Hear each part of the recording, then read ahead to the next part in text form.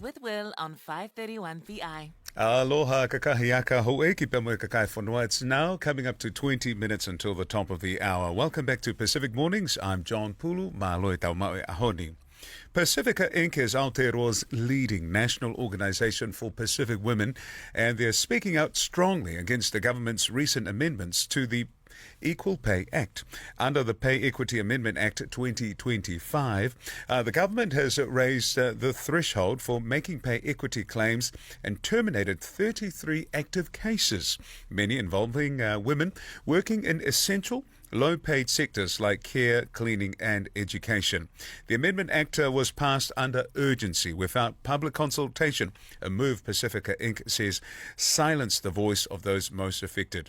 According to Pacifica Inc., the Amendment Act will widen the existing pay gap for Pacifica women, which currently stands at 27% versus Pākehā men, a pay equivalent to nearly $25,000 a year. To talk more about the impacts of the Pay Equity Amendment Act, I'm joined by Repeka Lelaulu, President of Pacifica Inc. Malo soifua and talofa, Repeka. Welcome to the show.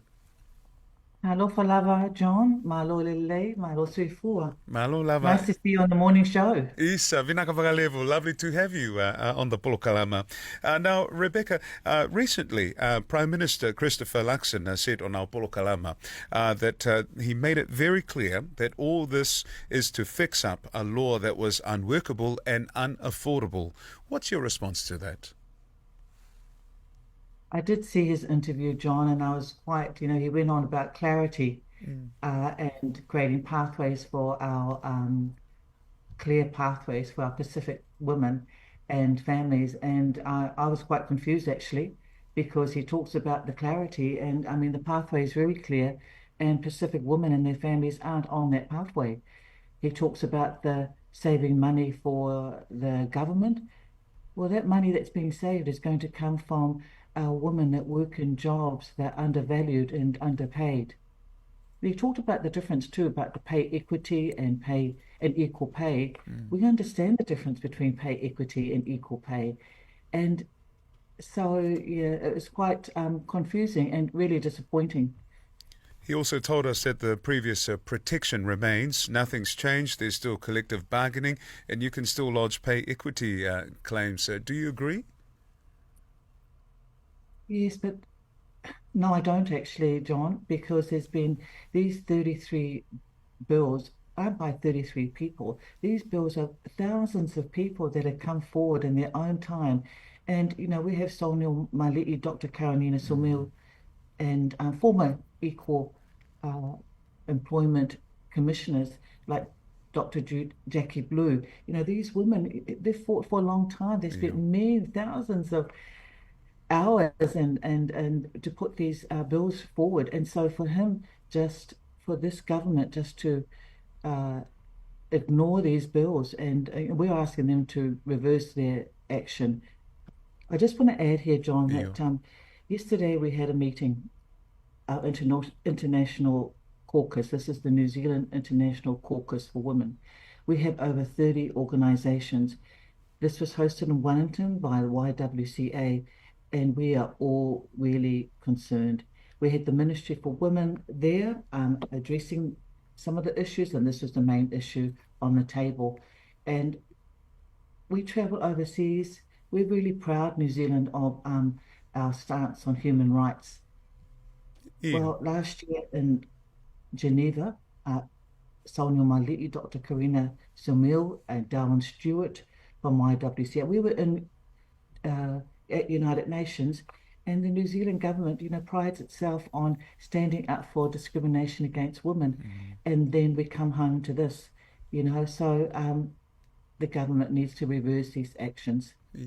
Now, Pacifica has described the government's changes to the pay equity as a step backwards. Why would you say that? Oh, very much a step backwards because of the thousands of the time that it's taken to get to this point. And so for them, just without public consultation, reversing these actions, it's going to take years to do. Now, Pacifica Inc.'s 2023 Wellbeing Report highlights that Pacifica women are overworked, underpaid, and carry a heavy load in both family and community life, all while facing racism, tokenism, and gender bias. Would you say pay equity is just one part of a much bigger picture? One part, but a very big part, John. And that's why this is really important that the government reverse their decision to take away the claims that it's taken so long to be on the table. Yeah. And Now, you know our people, John. It takes a lot for them to come through and use their voice. So the work that has been done, years and years of work, it's going to take even more time even more years. And I think that's probably what the government wants, to be in that grey area that doesn't, and it won't be seen or heard for a while. I want to also look at the pay gap between Pacifica women and Pākehā men. It's roughly around 27%, nearly $25,000 a year. Now, how are these figures calculated? Oh, these are the figures that were from the statistics that were given to us. This is our wellbeing report was done in 2023, but the figures aren't too different now. Now, the Pay Equity Amendment Act, if it was reversed, Repeka, would that be enough to restore some fairness for Pacifica women, or do you say there should be more? A giant step towards humanity, John. And we're just asking for a fair go. We see this move by the government as a betrayal to our people, and not just Pacific women and their families, all women. Now, looking ahead to Budget Day, which is tomorrow, what are your expectations? Do you think Pacifica communities will be prioritised in the announcement tomorrow? Well, I hope they will be, but I don't think they will be. And I hope they've heard what we've been saying in the last week. There's been reports from previous Equal Rights Commission. There's been a lot of media on it. And for this government to move forward together, they want us to move forward together. They need us to be there with them. And they need to show some compassion and empathy towards us. We're the workforce. We've been the workforce since the mid-50s. They need to pay some respect and give us back our dignity that the removal of these claims has taken away. Yeah. Now, in terms of the recent pre-budget announcement, Repeka, there's been some proposed investment into the 24/7 urgent care clinics. Do you feel that is something that's important for our communities and that we will benefit from? Oh, very much so. I'll be interested to see how that pans out. Yeah. And finally, what message do you think the government has sent through its recent actions, not just to Pacific women, but to the Pacific community more broadly? It's really sad, John, that they've been very clear with their message and how they feel about our Pacific communities, not only the Pacific communities, but the Māori communities and other ethnic groups. So we pride ourselves internationally on being this united front, and it's really sad that this government has separate. It's disintegrated.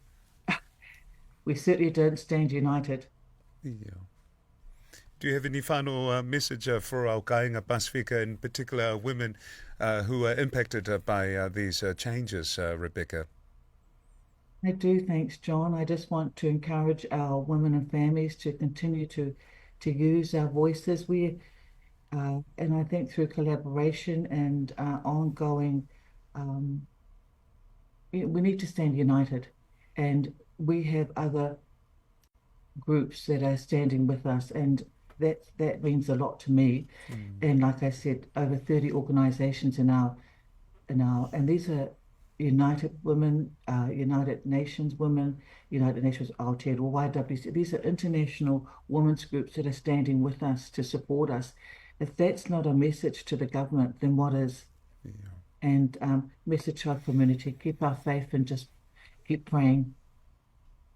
Whaftai for your service and your advocacy, Repeka Lelaulu, the president of PACIFICA Inc., talking to us about the impacts of the Pay Equity Amendment Act on Pacific women alongside some pre-budget day insights. And if you want to hear that interview again, you can find it uploaded shortly on our 531 PI Facebook.